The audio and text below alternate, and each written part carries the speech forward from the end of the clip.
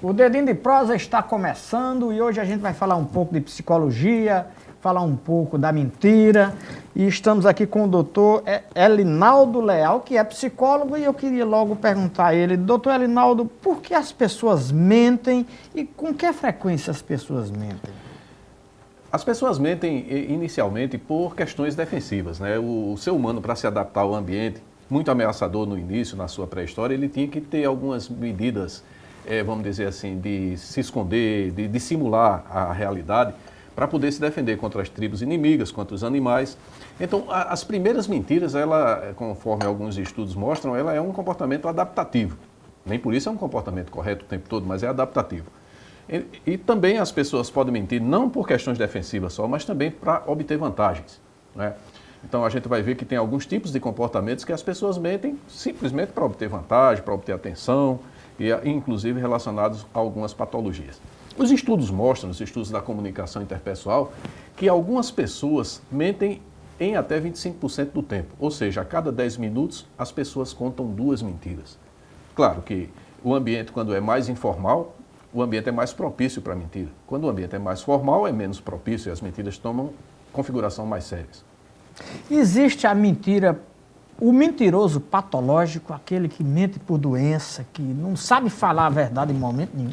Existe. Existe um comportamento compulsivo, né? Os comportamentos compulsivos, de uma maneira geral, ele tem a seguinte característica: você executa o comportamento para obter um certo alívio ou algum prazer. Por exemplo, o indivíduo que fuma, né? O fumo, o cigarro, ele é um comportamento compulsivo. As pessoas fumam constantemente para obter aquele prazer imediato, né? Não só a substância química nicotina, como o próprio ato mecânico de fumar causa algum tipo de prazer. Assim também é o mentiroso compulsivo, é uma compulsão. É conhecido, né, na linguagem da psicologia e da psiquiatria como mitomania. Ou ainda pode ser pseudolalia, né, pseudo de algo falso e lalia de falar. É o indivíduo que ele mente compulsivamente, então ele não consegue ficar muito tempo sem mentir. Normalmente essas pessoas que mentem compulsivamente são pessoas que têm questões relacionadas à autoestima, ou teve um histórico familiar tão traumático que eles criam uma espécie de compensação, é um comportamento compensatório. Ele vai criando aquela compensação contando histórias fantásticas. Por exemplo, o pai maltratou muito, ou o pai privava de algumas coisas que poderia dar, e a pessoa começa a contar vantagens em relação ao ter, né, a ostentação e etc. Então isso aí é o mentiroso compulsivo, o mitomaníaco. Existe tratamento para isso? Existe, né? Como todo comportamento compulsivo, você pode fazer o tratamento. Dependendo do caso, vai ter uma avaliação, dependendo do caso, você faz a psicoterapia cognitivo-comportamental, né? Que essa psicoterapia, a qual eu trabalho, ela visa fazer com que você faça a reorganização dos seus pensamentos. Porque os pensamentos influenciam na emoção e no comportamento. Quando a mentira coloca você em situações vexatórias, no caso do mitomaníaco, ele termina se tornando uma figura folclórica.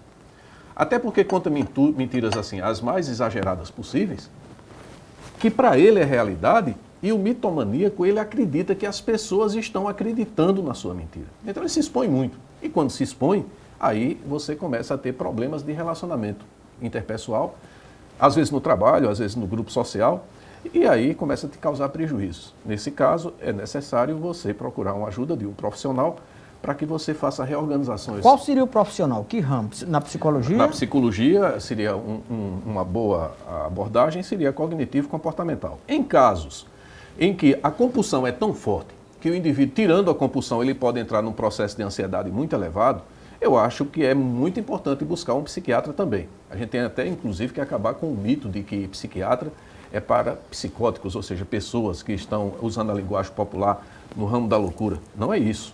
Todos nós temos um funcionamento mental e nós temos transtornos do dia a dia. E ninguém melhor do que um psiquiatra para poder lhe medicar e você entrar num estado satisfatório, num nível de ansiedade adequado, onde você possa responder melhor à psicoterapia.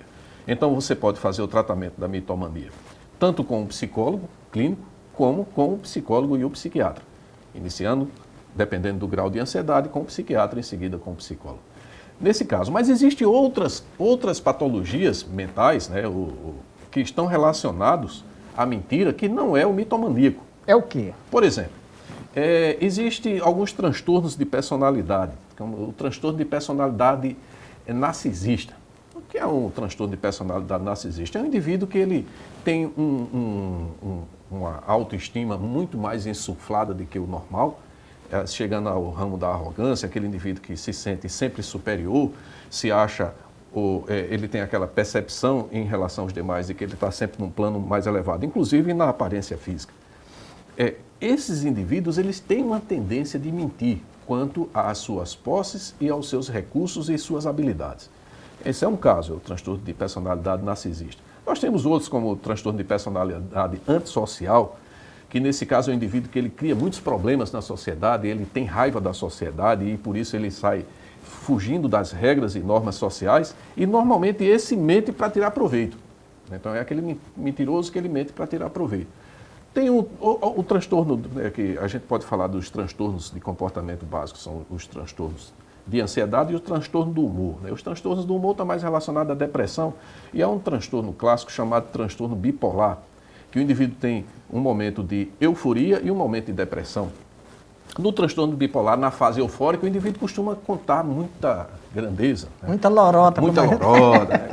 E aí tem uma permanência ou uma presença muito forte da mentira. Inclusive o depressivo. O depressivo mente também.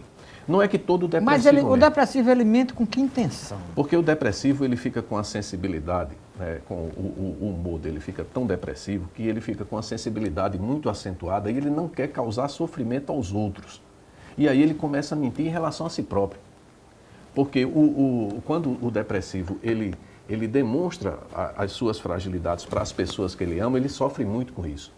Então, ele termina tendo um tipo de mentira, que não seria aquela mentira clássica, de enganar, mas de dissimular ou de omitir um fato, ou uma realidade, no sentido de causar menos sofrimento aos outros. Porque o próprio quadro depressivo vem muito carregado de culpas.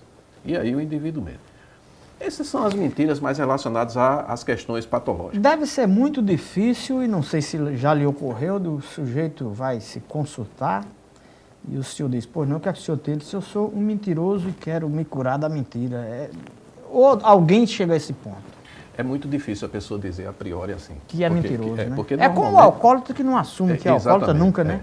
Mas porque a questão da mentira está muito ligada a uma questão moral. Então, o indivíduo que mente muito, ele vive uma realidade, ele cria realidades paralelas. Mas você mente com palavras, você pode mentir até com gestos.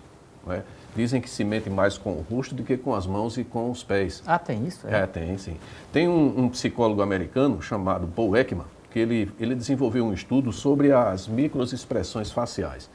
E ele consegue, ou pelo menos o estudo dele mostra com uma forte tendência, quando as pessoas estão mentindo.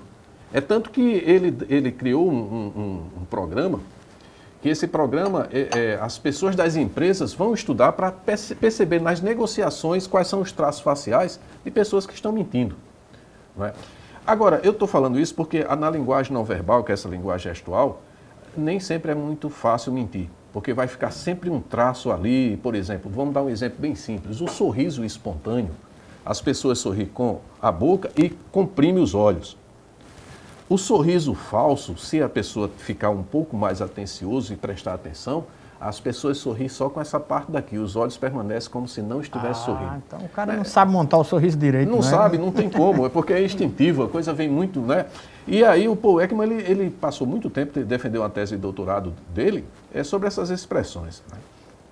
Só que eu estou querendo dizer com isso o seguinte, você pode mentir com a face e até com os gestos, mas ninguém mente com a consciência.